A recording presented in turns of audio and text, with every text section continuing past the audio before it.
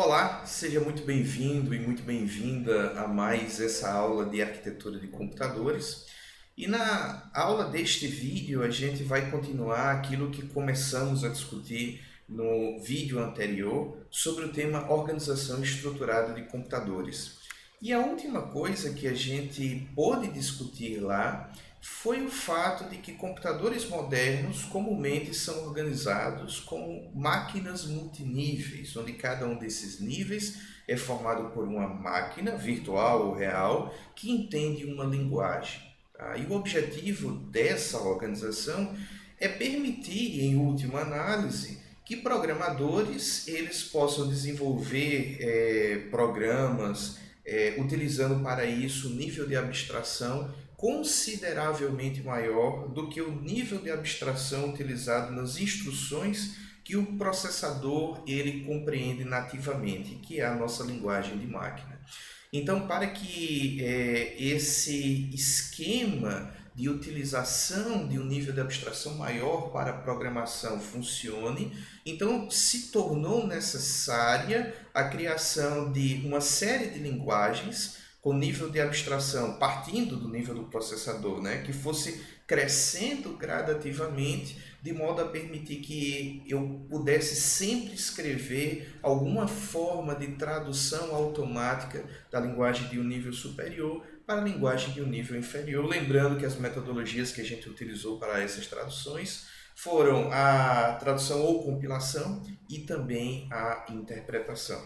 Então, nessa nossa videoaula, né, a gente vai começar a ver, ok, a gente já sabe que são vários os níveis que podem ser utilizados para a construção de um computador moderno, mas em um computador típico atual, quais são esses níveis? Que níveis foram criados? Que linguagens estão associadas a esses níveis? Então é isso que a gente vai começar a ver e isso está representado nessa nossa próxima imagem aqui do slide. Tá? Aqui a gente vê um computador organizado com 6 níveis. Tá?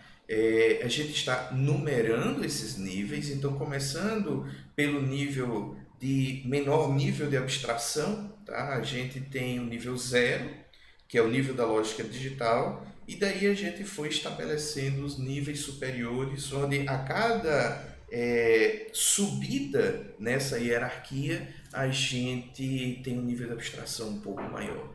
E aí vem o nível da microarquitetura, o nível da arquitetura do conjunto de instruções, o nível do sistema operacional da máquina, o nível da linguagem do montador, tá? Ou assembly, e finalmente o nível das linguagens orientadas para a solução de problemas. Então vamos começar a destrinchar, pelo menos de forma introdutória, qual é o objetivo, com o que se preocupa cada um desses níveis, começando pelo nível da lógica digital. O nível 0, então, é o nível mais baixo dessa hierarquia e é onde está, vamos dizer, o grosso do que consideramos o hardware da máquina, que é aquele hardware que é um circuito lógico complexo, mas que é capaz de executar as funcionalidades que aquele processador ele se propõe a executar. Se a gente for realmente ser bem estrito, a gente pode estabelecer ainda um nível abaixo do nível 0, tá certo? Que é o nível onde as portas lógicas elas são construídas. Porque no nível 0 a gente parte do princípio de que o nosso bloco básico para a construção das coisas que a gente vai construir nesse nível são as portas lógicas, tá? Então a gente vai usar portas como AND, OR e aquelas outras que foram já estudadas por vocês em uma disciplina de circuitos lógicos. Mas essa porta lógica ela não é dada pela natureza. Tá? A gente não colhe portas lógicas em uma árvore, a gente precisa construir essas portas lógicas. Então, dado que elas são o bloco mais elementar do nível 0, então a gente pode considerar, por exemplo, o nível -1, que seria o nível dos dispositivos, onde o bloco básico passa a ser o transistor. Tá? E aí, com um ou mais transistores interligados em um circuito apropriado, a gente vai então poder construir cada uma das portas lógicas que a gente precisa utilizar no nível da lógica digital, tá? Que é esse nível zero.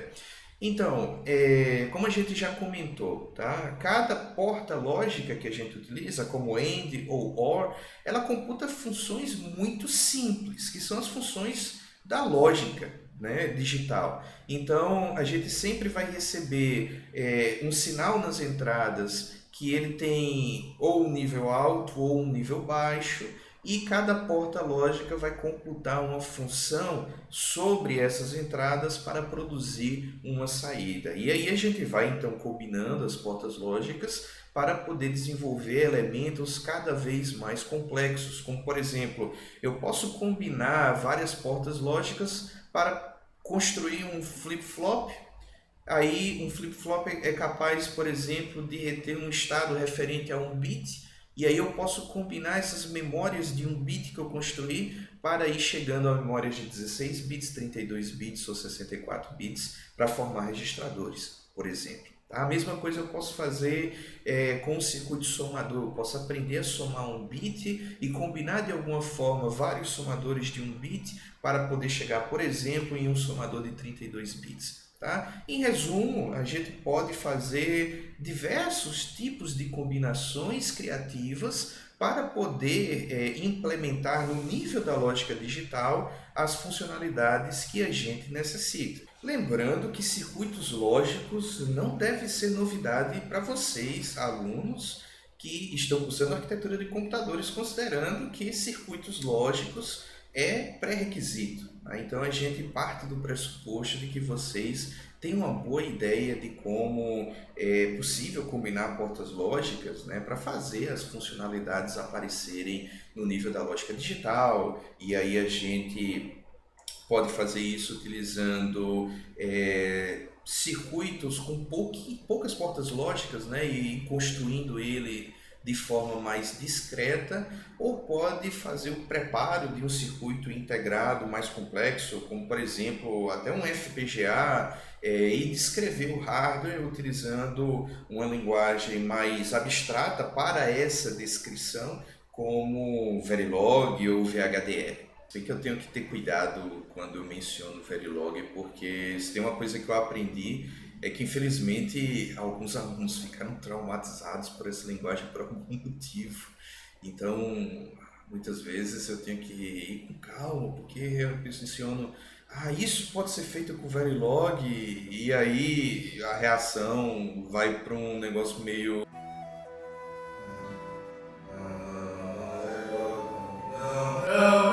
eu acho o Verilog, inclusive, bastante injustiçado nessa história, coitado. Acima do nível da lógica digital, a gente vai encontrar o nível 1, que é o nível da microarquitetura.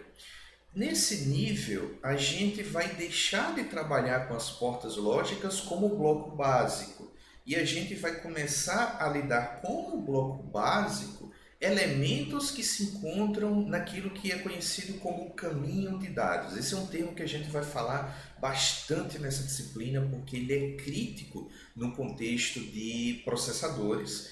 E basicamente esse caminho de dados ele vai ser um caminho que é formado por dados viajando de memórias que um processador possui internamente, que são registradores, até que esses dados tipicamente passem por uma unidade lógica e aritmética, ou a ULA, que vai fazer uma transformação sobre esses dados, e essas transformações, inclusive, podendo ser, por exemplo, realizar uma soma, uma subtração, um AND lógico, um deslocamento de bits para a direita ou para a esquerda, ou algo do tipo, e em seguida esses dados resultantes eles retornam para serem gravados novamente em um registrador.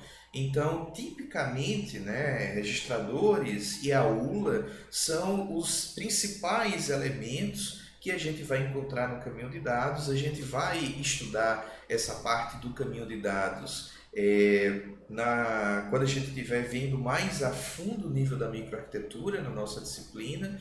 A gente vai ver que existem alguns outros elementos que podem aparecer, mas e que não são apenas registradores e unidade lógica e aritmética, mas vamos deixar para estudar esses detalhes mais adiante. O que a gente precisa entender nesse primeiro momento é que no nível da microarquitetura a gente vai ter os elementos do caminho de dados formando o próprio caminho de dados, e um objetivo que existe aqui é então a gente controlar como os dados viajam nesse caminho, dependendo das instruções listadas em um programa que esteja sendo executado, para que as funcionalidades desempenhadas por esse caminho de dados sigam aquilo que está especificado no programa. Então, quando um programa pede para que dois números sejam somados, então esse caminho de dados ele precisa ser programado para que a ULA realize uma soma sobre dois números que são exatamente aqueles que o programador ou programadora quis somar. Tá? E aí vamos supor que o programa é para fazer uma média de duas notas. Então, após essa soma, eu vou pegar o resultado da soma e vou dividir por 2. Então, é mais uma viagem sobre o caminho de dados, é mais uma operação que a gente precisa especificar para a ULA realizar. Então, é isso com que se preocupa o nível da microarquitetura. Em seguida, a gente tem no nível 2 o nível da arquitetura do conjunto de instruções. E nesse nível, tá, que é conhecido como ISA, aí vem do inglês Instruction Set Architecture, a gente vai ter todas as instruções na linguagem binária que o processador ele reconhece e é capaz de executar assim que ele sai de fábrica, de forma nativa, sem necessidade de traduções. E a gente já discutiu na aula passada que essa linguagem é o que a gente chama de linguagem de máquina. Tá? Então, todo fabricante de processadores precisa publicar um manual explicando quais são essas instruções e como utilizá-las. Por exemplo, se formos agora no site da Intel, por exemplo, que é a empresa que produz os processadores i3, i5, i7, i9, que frequentemente são utilizados em computadores pessoais, só para citar um exemplo, a gente vai ver que ela disponibiliza manuais que estão divididos em volumes e que se propõem a explicar, por exemplo, a arquitetura básica que um processador deles utiliza, tá? Quais os registradores existem disponíveis, como é que dados são ordenados na memória, esse tipo de coisa, até o conjunto de instruções, tá? Que o processador é capaz de entender já de forma nativa. E aí quais são as entradas dessas funções, dessas instruções. Tá? Aqui a gente está realmente falando da linguagem de máquina, das instruções do processador, então a gente tem que entender quais são as entradas para essas instruções, quais são as saídas esperadas, tá? E isso é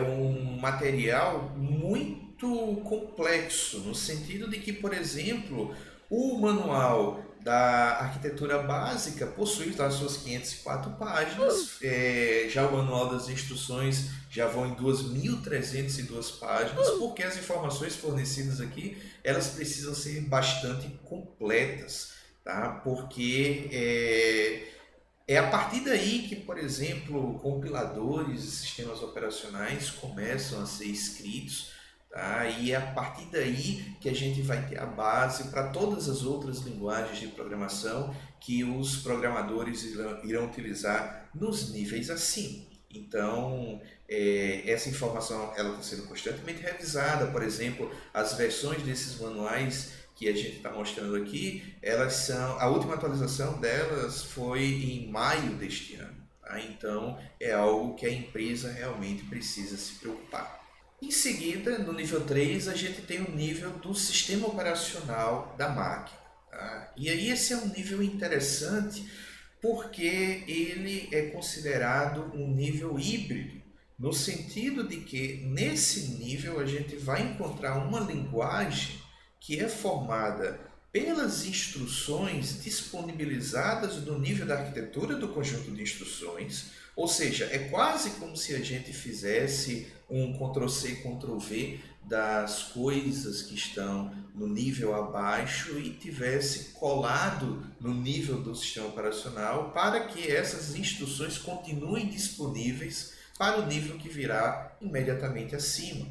Mas, além das instruções do processador, a gente também vai ter disponível outras instruções que foram adicionadas para ajudar no gerenciamento de uma forma assim, geral do computador, para permitir que ele possa ser mais facilmente utilizado e mais facilmente programado. Tá? Então, por exemplo, é graças a esses aspectos do nível do sistema operacional que conceitos como multiprogramação, né, a habilidade de fazer com que vários programas possam ser executados em um mesmo instante, um sistema de arquivos, a facilitação da comunicação com dispositivos de entrada e saída, tudo isso surge nesse nível. Tá? São as bases que são suportadas pelos sistemas operacionais, como por exemplo Windows, Linux, tá? Que a gente vai encontrar nos computadores. Então, essas funcionalidades elas já surgem aí bem nesses níveis iniciais, né, que é a parte básica da organização de computadores. Tá? Então, o sistema operacional vem, em última análise, para trazer novas instruções em um nível híbrido, de modo a tornar um computador uma máquina mais fácil de ser programada, mais fácil de ser utilizada. Acima, então, do nível do sistema operacional, a gente tem o nível 4, que é o nível da linguagem do montador ou da linguagem assembly. Esse é o nível que vocês já ouviram falar, geralmente quando se fala de arquitetura de computadores, se associa com muita frequência a linguagem assembly com essa disciplina. Tá? E essa linguagem, ela, vamos dizer assim, é a primeira linguagem, é o primeiro nível que foi desenvolvido para ser utilizado por um programador ou programadora de software. Tá? Então, a ideia é que essa pessoa ela encontre uma facilidade maior de programar o computador sem ser utilizando a linguagem binário, sistema de representação binário, porque invocar todas as instruções, fazer referência às entradas necessárias para essas instruções, interpretar as saídas, tudo com zeros e uns, ninguém merece. Né? Então, de forma a não tornar a programação do computador uma espécie de uma prova de resistência ou uma gincana maluca, então é disponibilizada uma forma de um programador ou programadora fazer uso das instruções ofertadas pelo processador, sendo que da forma mais conveniente, que é utilizando mnemônicos para essas instruções, tá? Ou até nomes simbólicos para outros aspectos relacionados à atividade de programação, como, por exemplo, fazer referência a posições da memória do computador. Posições essas que podem conter dados ou instruções. Tá? Então, os mnemônicos eles vão ser essencialmente apelidos que a gente vai dar para as instruções. Por exemplo, vamos supor que um processador ele tenha a função de realizar uma soma de dois números. E na linguagem de máquina, essa instrução ela vai começar com uma sequência de zeros e uns, vamos supor 0, 0, 0, 1, 1, 1. Nesse nosso processador hipotético, isso significa processador, realize uma soma de dois números. Então, ao invés da gente utilizar 0, 0, 0, 1, 1, 1, a gente vai utilizar algo como, por exemplo, as letrinhas A, D, D, que é add em inglês, ou somar em inglês. É muito mais fácil da gente lembrar, da gente escrever, do que a gente está escrevendo combinações de 0 e 1, ou a representação hexadecimal desses zeros e uns. Tá? A mesma coisa, por exemplo, quando a gente está fazendo referência a uma posição de memória, posições de memória também essencialmente são valores binários. Mas a gente pode dar nomes simbólicos para essas posições e isso é o que a gente costuma conhecer como variáveis. Tá? Então, vamos supor que num programa eu precisei criar uma variável que eu chamei de, sei lá, catita, por exemplo. Então, a variável catita nada mais é do que a representação simbólica de uma posição lá na memória, tá? Que vai armazenar, por exemplo, um número inteiro, ou um nome, né? Um array de caracteres, mas que é uma representação que é binária. O processador, quando ele precisa acessar a memória, ele fornece um endereço que é expresso em zeros e uns, esse endereço a ser então acessado lá na memória. Essa linguagem é conhecida como uma linguagem de montagem, diferente de uma linguagem interpretada ou compilada, porque existe uma relação de um para um entre as instruções desse nível e as instruções do nível da arquitetura do conjunto de instruções. Certo? Então eu tenho a convicção, a tranquilidade de saber que quando uma instrução add, por exemplo, registrador 1, registrador 2, tá? Some os valores do registrador 1 com o valor do registrador 2. Isso, quando for convertido para a linguagem de máquina, vai ser convertido para uma instrução do processador e não para N instruções, como a gente tem, por exemplo, num compilador, tá? De mais alto nível, em que quando eu tenho uma coisa, por exemplo, como catita igual a uma operação de atribuição, né? A nota 1 mais nota 2 mais nota 3, eu envolvo isso tudo em um par de parênteses e aí eu coloco barra 3 para dizer que tudo isso vai ser dividido por 3. Quando essa uma declaração na linguagem de alto nível ela é transformada de forma automática em uma linguagem de baixo nível, ela vai muito provavelmente gerar várias instruções. Então a relação tende a ser muito mais de uma instrução, uma declaração para N instruções em uma linguagem de mais alto nível, mas não é o que acontece na linguagem assembly, onde a gente tem essa relação de 1 para 1. E o programa que faz a conversão, né, das declarações em assembly, que utiliza os mnemônicos, os nomes simbólicos, para uma linguagem de máquina, o programa que faz isso é chamado de assembler ou montador. Ok? E por fim, no nível 5, a gente tem o nível das linguagens orientadas para a solução de problemas. Esse é outro nível que eu não preciso me preocupar muito para explicar, porque a gente parte do pressuposto de que quem chega na disciplina de arquitetura de computadores sabe programar, sabe pelo menos o básico.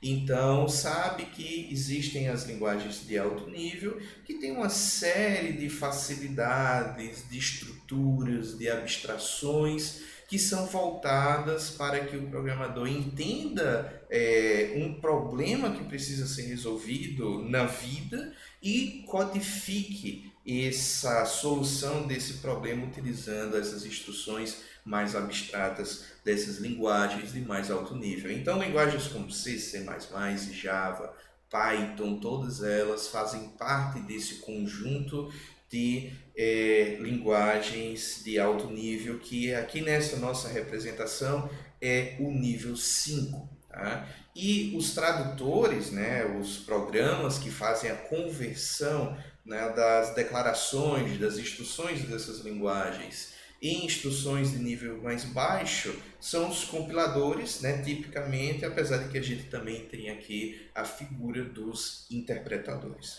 Ok? Legal. E agora que a gente tem uma ideia melhor sobre como um computador moderno é organizado, a gente viu que naqueles níveis a gente misturou, por exemplo, o nível da lógica digital com o nível de linguagens de programação como C ou Java ou Python. Então, a gente talvez comece a se perguntar, ok, mas até onde esses níveis são hardware e até onde esses níveis são software? Programas não executam no vácuo. Todo programa precisa, em algum nível, ser executado em um hardware. Ok? Então, hardware nesse contexto é aquilo que é físico no nosso computador, tá? Circuitos eletrônicos, né, junto com memória, dispositivos de entrada e saída, tudo isso são coisas que a gente pode pegar, tá? E isso é o hardware do computador. Enquanto que os softwares, eles são uma receita, eles são uma ideia, um raciocínio que vai nos levar à solução de um determinado problema. E os passos desse raciocínio, eles são expressos, tá?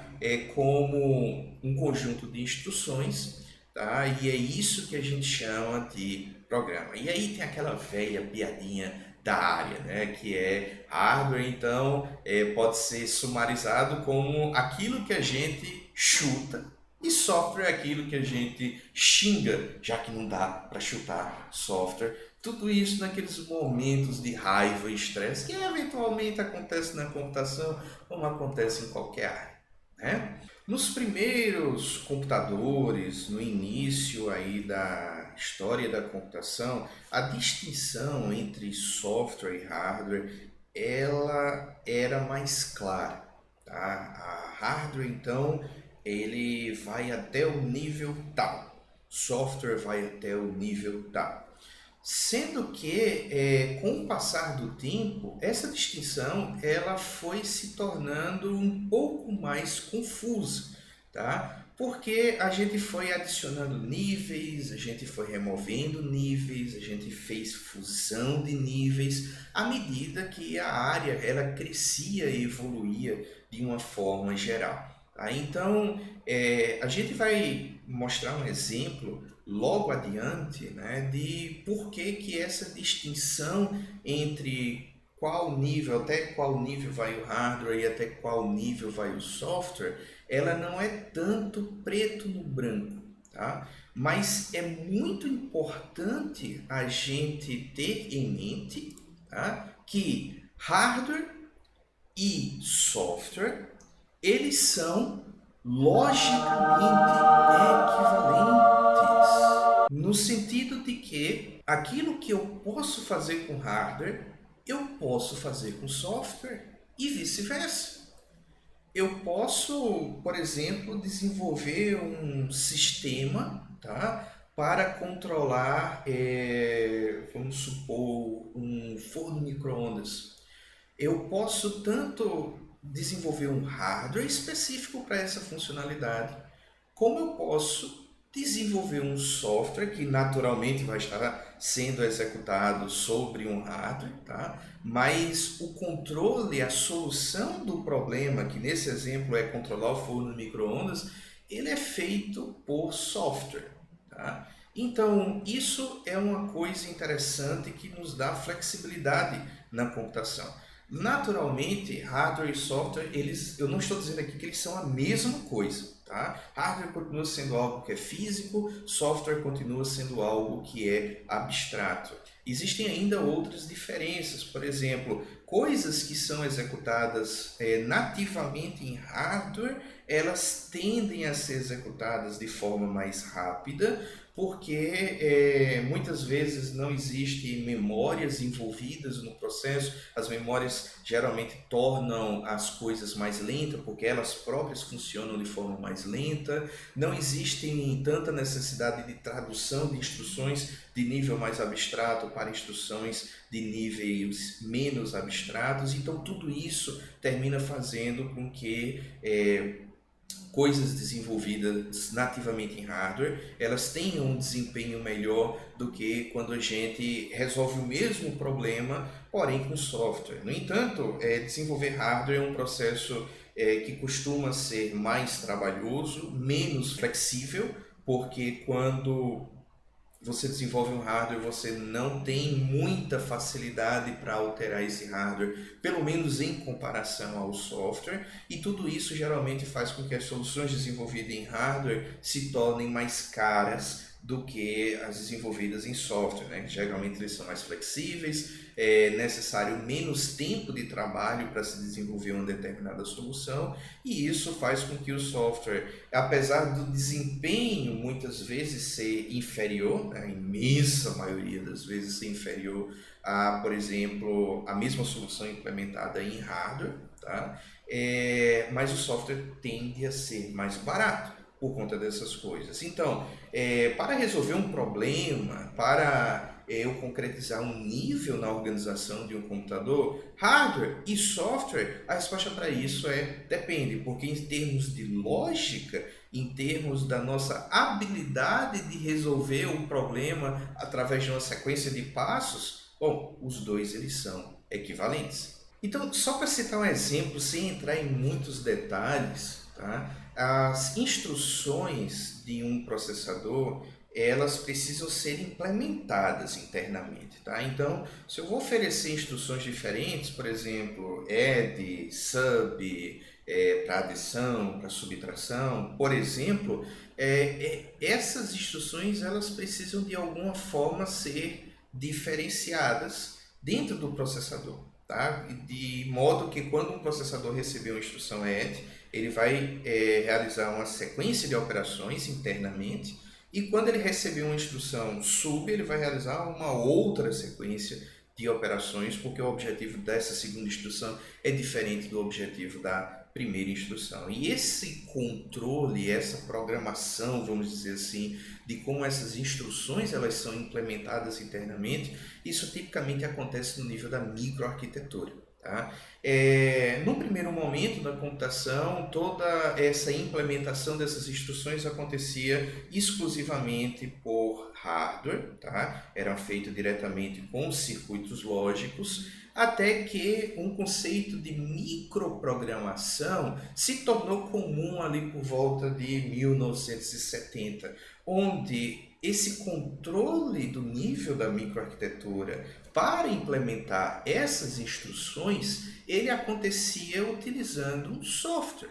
Tá? Então agora eu tinha o surgimento de coisas similares a instruções, sendo que como essas instruções elas eram desenvolvidas para serem utilizadas no nível da microarquitetura, elas passaram a ser chamadas de microinstruções, e daí o programa feito com microinstruções passou a ser chamado de microprograma, e isso tudo formava essa coisa que a gente chamava de microcódigo. Tá? E aí a ideia então é utilizar a ideia do software para poder fazer a implementação das instruções nas entranhas do processador. E isso teve consequências, tá? Que uma delas se tornou mais simples o processo de fazer com que um processador ele ganhasse novas instruções, tá? Novas versões que a gente fosse lançando no mercado, elas traziam, né, faziam com que os processadores conseguissem executar mais instruções. E aí foi aparecendo instrução para